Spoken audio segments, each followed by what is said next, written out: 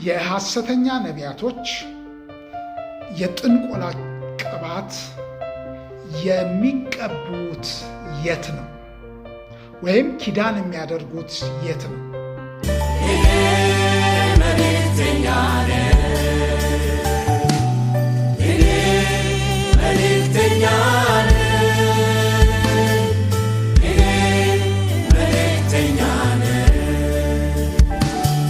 ከምትሰሙት ነገር ግን ትልቅ ቁም ነገር እንድትወስዱ፣ ለሌሎች ሰዎች ሼር እንድታደርጉ፣ ሌሎች ሰዎች ደግሞ እንዲሰሙና ከነዚህ ክፉና ወሮ በላ ከሆኑት ሐሰተኛ ነቢያቶች እንዲጠበቁ የማድረግ እና ወንጌልን ሁላችንም በኃላፊነት እኩል የመስራት ግዴታ አለብን። በጌታ የተወደዳችሁ ቅዱሳን ወንድሞቼ እህቶቼ፣ ተባረኩልኝ። ወዳችኋለሁ። ስለምወዳችሁ ነው ይህንን ዋጋ ከፍዬ የምነግራችሁ። ሰይጣን ሁሌ ማስፈራራት ልማዱ ነው። አስፈራርቶኝ ደክሞታል። ፈጽሞ ሊያስፈራራኝ ደግሞ አይችልም። ጌታ ይባርካችሁ። በጌታ የተወደዳችሁ ቅዱሳን ወንድሞችና እህቶቼ የምትሰሙኝ ሁሉ የሐሰተኛ ነቢያት ብዙዎቻችሁ እየደወላችሁ እየጻፋችሁልኝ ያላችሁ፣ በውስጥ እየደወላችሁ ምንድን ነው እያላችሁ ያለው እንዴት አወቅከው ነው። ይህንን ከአንድ ሳምንት በፊት የሰራኋቸው ቪዲዮዎች አሉ በሐሰተኛ ነቢያት ላይ። እሱን ሄዳችሁ ብታዩ ጥሩ እንትን ይሆናቸዋል። ነገር ግን ዛሬ ግን የሐሰተኛ ነቢያት የሚቀቡትን ቅባት ቦታ እኔ ድሮ አላውቀው። ነገር ግን አንድ ሁለት ጊዜ አንድ ነገር ገጥሞኝ ነበረ። በዚህ መልክ ክርስቲያን የሆኑ ሰዎች ይሄን ያደርጋሉ ብዬ ግን ስለማልችል ያደርጋሉ ብዬም ስለማላምን ይህንን ነገር እንደዋዛ እንደፈዛዛ አልፌዋለሁ። ከዚህ በፊት ደቡብ አፍሪካ ውስጥ ከጆሃንስበርግ ወደ ፔክታውን በሚወስደው መንገድ ላይ ኦልሞስት ወደ 30-40 ኪሎ ሜትር ላይ አንድ ያየሁት ነገር ነበረ። እዛ ከሰዎች ጋር ሄደን ሰው ወስዶኝ ያየሁት ነገር ነበረ እና ያ ግን ዓላማው የተለየ ነበር። ግን አሁን ግን ይሄ የሐሰተኛ ነቢያቶችን ነገር ቁልፍ ነገር አሁን ያገኘሁት ደግሞ በማረሚያ ቤት ውስጥ ነግሬያቸዋለሁ። ረጅም ዓመት እንደቆየው 15 ዓመት ከ4 ወር በማረሚያ ቤት እንደቆየው ነግሬያቸዋለሁ። እዛ ማረሚያ ቤት ውስጥ ማትሰሙት ማታዩት ጉድ የለም እና እሱን ሌላ ጊዜ አወራቸዋለሁ። ነገር ግን አንድ ናይጄሪያዊ ጓደኛ ነበረኝ። አብረን መንፈሳዊንም ነገር እዛ ክርስቲያን ነው። እኛ ዞን 7 ዞን 6 የሚባልበት እንትን ውስጥ ናይጄሪያዎች በብዛት አሉ። ብዙ የውጭ ዜጋዎች እዛ ነው የሚታሰሩት እና የነበረውና እዛ ውስጥ እያለን አንድ ቤት ውስጥ ኖረናል። ኮሚቴም ሆነናል፣ የእስረኞች ኮሚቴም ሆነናል። እንደገና ደግሞ በቤተ ክርስቲያንም የናይጄሪያዎች የአምልኮ ጊዜ ጠዋት ከሆነ እነሱ ደግሞ ከሰዓት፣ እኛ ከሰዓት፣ እነዚህ እያፈራረቅን እኔ የአበሻውን የፕሮግራም እመራለሁ፣ አስተዳድራለሁ። እሱ ደግሞ የናይጄሪያዎችን እንትን ያስተዳድራል። በዚህ በጣም ተፋቅረን ተዋደን በጣም ጥሩ እንትን ነበረ። በኋላ ላይ ሌላ ጊዜ እነግራቸዋለሁ ሌላውን ነገር። እሱ ቀድሞኝ ወጣ። እሱ ቀድሞኝ ከወጣ በኋላ እኔ ከዛ በኋላ ወጣሁኝ። ከወጣሁም በኋላ አልተገናኘንም። ነገር ግን አንድ ሰውን አስተዋውቄው ነበር፣ አንዲትን እህት አስተዋውቄው ነበር እና በዚህ ገንዘብ ከቤተሰብ እያመጣች ሲላክ አምታ መንዝራ ትሰጠው ነበር እና ለዚች እህት እኔ ከወጣሁ በኋላ እየደወለ ይጠይቅ ነበርና አሸናፊ ወጣው ይለዋል። አዎ ወጥቷል። እንግዲያውስ በዚህ ጊዜ እመጣለሁ ይላል እና ንገሪው አለችው። ከዚያ በኋላ እሺ ላሷን ነገረች እንደተባለው። ከዛ በኋላ የኔንም ስልክ ሰጠችው። 1-2 ጊዜ ተገናኘን። በቀጠሯችን መሰረት ከናይጄሪያ ወደ ኢትዮጵያ መጣ። ከዚያ በኋላ ብዙ ነገር አንዳንድ ነገር እንጫወት ነበረ በመንፈሳዊ ነገር። እሱ በጣም በጣም በጣም በጣም በጣም ሚሊነር ነው። እኔ በዚህ አጭር ጊዜ ውስጥ እንዴት እንደዚህ አይነት ነገር እንደሆነም ራሴ ግራ ገብቶኛል። ግን ያው ሊሆን ይችላል ድሮ ያስቀመጠው ገንዘብ ሊኖር ይችላል ብዬ እንትን ስላልኩ ምንም እንትን አላረኩትም። መጨረሻ ላይ ግን ምንድን ነው የሆንኩት? እሱ 10 ቸርች እንደከፈተ ነገረኝ። ኦልሞስት 11ኛውን ቸርች አሁን በታንዛኒያ ውስጥ ፕላንት እያደረገ ነው ብሎ ነገረኝ። በ3 ሀገር ውስጥ ይሄኛው 4ኛው ሀገር ነው እንደሚከፈተ በጣም በጣም እንደተባረከ ነገረኝ። በጣም ገረመኝ። የለበሰው ልብስ አትጠይቁኝ፣ ይሄ ያደረገውን ነገር አትጠይቁኝ። እና በኋላ ላይ ምንድነው የተፈጠረው? አንተ ቤተክርስቲያን መክፈት አለብህ አለ። አንተ የእግዚአብሔርም ቃል ከኔ የተሻለ እውቀት አለ፣ ጥሩ ነገር አለ፣ ጸጋውም አለ። ነገር ግን ቤተክርስቲያን ብትከፍት ጥሩ ስኬታማ ትሆናለህ፣ በጣም ታደርጋለህ፣ ስኬታማ ነው የምትሆነው አለ። ከኔ የተሻለ ስኬታማ ነው የምትሆነው አለ። እንደውም እሺ ካልከኝ እኔም ቸርች ናይጄሪያውም ውስጥ ያሉት ቸርቾች ሁሉ ሌላ ቸርቾች ሁሉ አገልጋይ አድርጌ እንትን ላደርግ ይችላል። ግን አንተ ብትከፍት ግን ከዛ የተሻለ ደስ ይለኛል። አይ እኔ አቅም የለኝም፣ አሁን እኔ ቸርች የመክፈት አቅም የለኝም፣ ገንዘቡም የለኝም፣ ራእዩ ቢኖረኝም ግን ገንዘቡ የለኝም።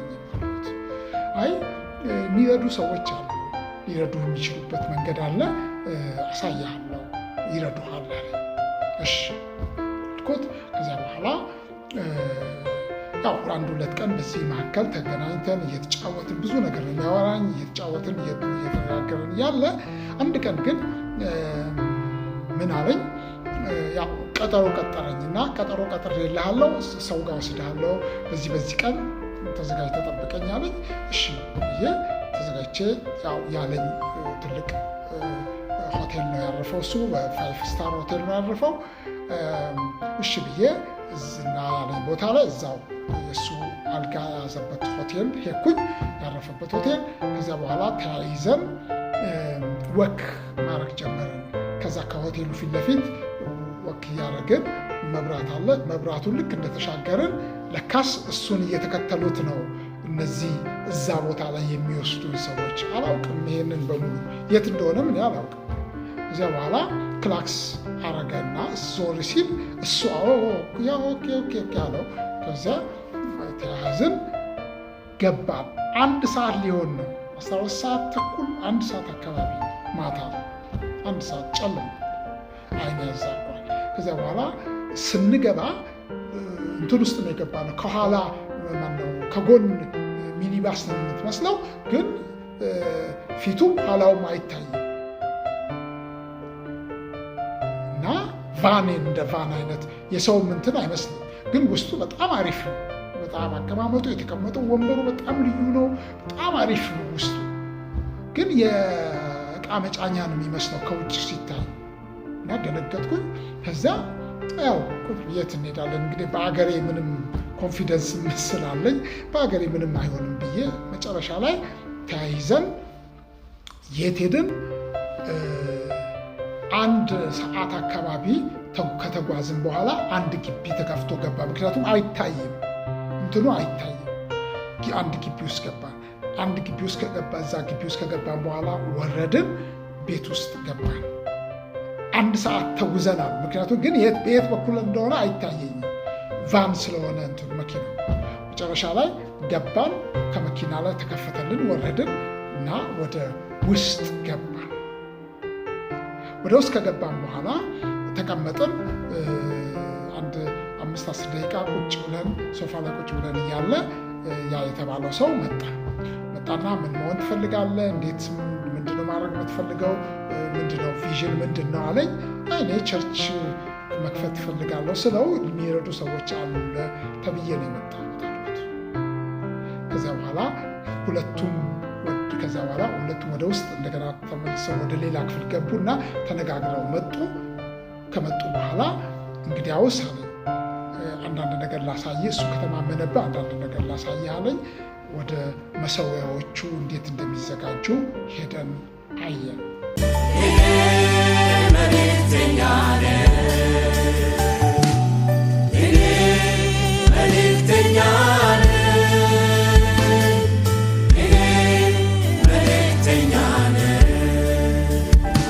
ካየኋቸው ነገሮች በሙሉ አንደኛው ነገር መስዋዕት ማቅረቢያው አለ። መስዋዕት ማቅረቢያው ላይ የሚቀርብ ነገር አለ። መስዋዕት ማቅረቢያው ላይ የሚቀርበው እባብ ነው። እባብ ይቀርባል። ያንን እባብ ማዕከል ለማዕከል ተሰንጥቆ የጭንቅላቱን ክፍል አንድ አይኑ ይወጣና አይታችሁ እንደሆነ ብዙዎች ሐሰተኛ ነቢያቶች እጆቻቸው ላይ የሚያጠልቁት ቀለበት አለ። ኪዳን ነው ይሄ። ልብ አድርጉ። ይሄ ቀላል እንዳይመስላችሁ። እነሱ አልማዝ ማድረግ ይችላሉ አቅማቸው።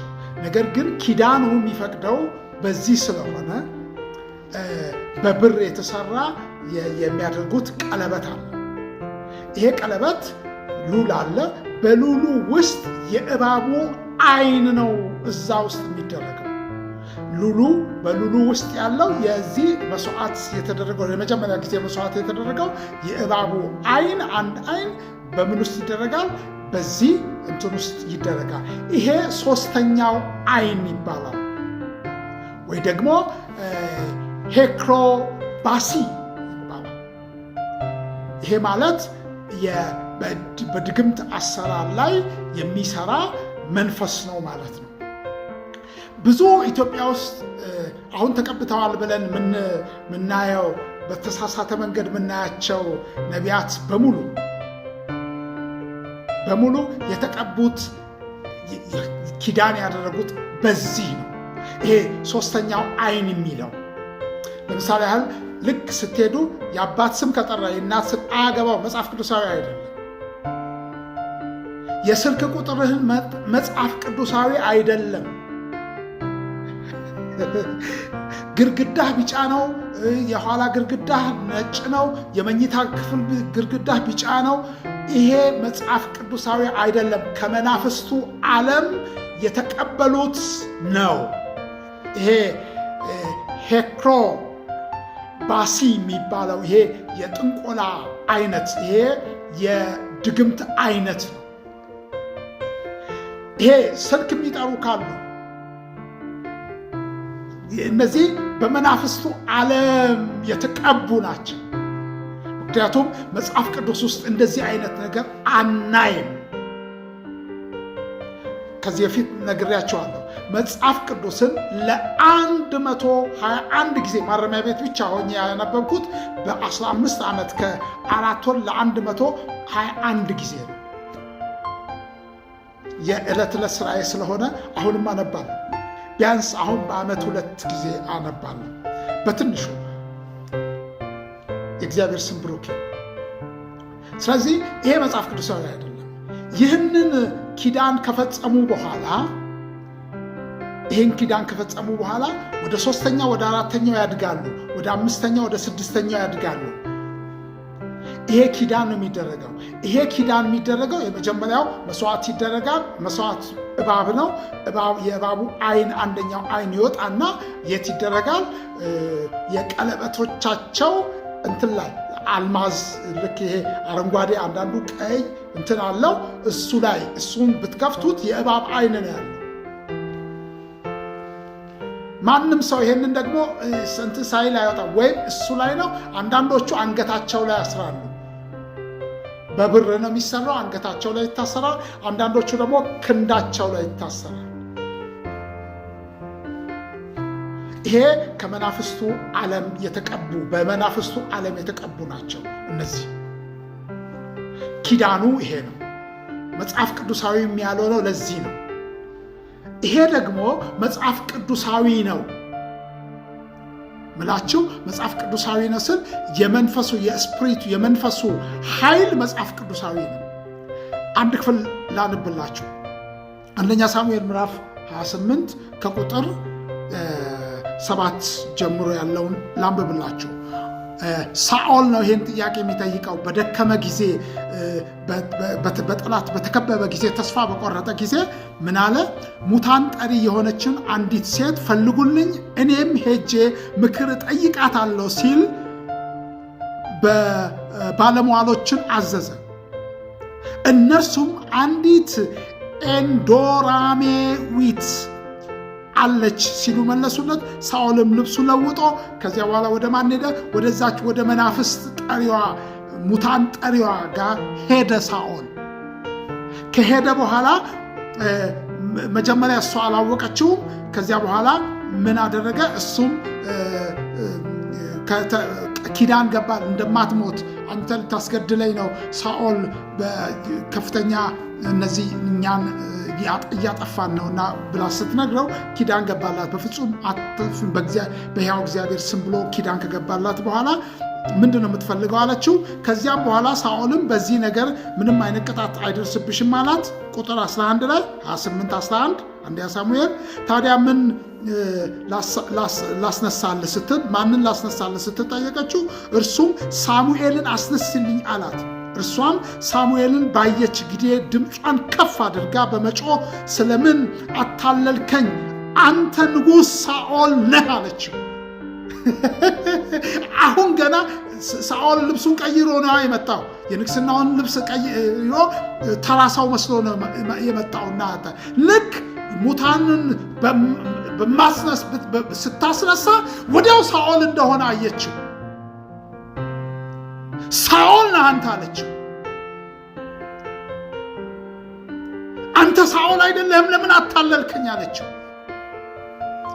በኋላ ምንም እንደማይደርስላት ክፉ ነገር እንደማያገኛት ከነገራት በኋላ እርሱም ምንም ክፉ ነገር አይደርስብሽም አላት። እርሷም እነሆ ካባ የለበሰ አንድ ሽማግሌ ሰው እየተነሳ ነው ስትል መለሰችለት። ሳኦልም ያ መንፈስ ሳሙኤል መሆኑን አውቆ ስለ ክብሩ በመሬት ላይ ለጥ ብሎ እጅ ነሳ። ሳሙኤልም ሳኦልን እረፍት የምትነሳኝ ስለምንድን ነው ከመቃብር እንድነሳም አስጠራኝ አለው። ሳኦልም እነሆ እኔ በታላቅ ችግር ላይ ነኝ፣ ፍልስጤማውያን ከእኔ ጋርም ጦርነት በማድረግ ላይ ናቸው፣ እግዚአብሔርም እኔን ትቶኛል፣ በነቢያት ሆነ በሕልም መልስ ሊሰጠኝ አልፈለገም። ስለዚህ ምን ማድረግ እንደሚገባኝ ንገረኝ፣ ትነግረኝ ዘንድም እንድትነሳ አስጠራሁ አለው። ሳሙኤልም ሳኦልን እንዲህ አለው፣ እግዚአብሔር ተለይቶ ጠላት ከሆነህ በኋላ ስለምን ታስጠራኛለህ አለው። እግዚአብሔር ኦልሬዲ ምን ሆኗል? አንተ ጠላት ሆነዋል። ስለምን እኔን ትቀሰቅሰኛለህ አለው። ይህ መንፈስ ዛሬ በብዙ ሐሰተኛ ነቢያቶች የተጠመዱበት የተጠለፉበት መንፈስ። ይህንን ሌላ ማስረጃ ልስጣችሁ። በዚህ መንፈስ የተጠመዱ በዚህ መንፈስ የተመቱ ይህንን ኪዳን የፈጸሙ ሐሰተኛ ነቢያት አንደኛው መገለጣቸው እርግማን ነው። ለዚህ ነው አጠፋሃለሁ፣ እኔ በእኔ ላይ የሚነሳ ቢኖር በደም ብዛት በእንትን እገለዋለሁ እያሉ እርግማንን ምን ያደርጋሉ? ይሄ የእግዚአብሔር መንፈስ ሊሆን አይችልም። ሊረግመን አይችልም። ቅዱሳንን ሊረግም አይችልም የእግዚአብሔር መንፈስ። ይሄ የጥልቁ አሰራር፣ የጥልቁ አጋንንታዊ አሰራር ይሄ መንፈስ ነው ኢትዮጵያ ውስጥ በብዛት በስራ ላይ የዋለ። ይሄ መንፈስ ነው ሄክሮ ባሴ፣ የድግምት መንፈስ። ይሄ በድግምተኞች ሰዎች ኪዳን የሚያስገቡበት መንፈስ ነው። እጆቻቸው ላይ የሚደረገው ቀለበት በመናፍስቱ ዓለም የታዘዘው ነው። የእባብ ዓይን ያለበት ነው። የተለያዩ ኪዳኖች አሉ።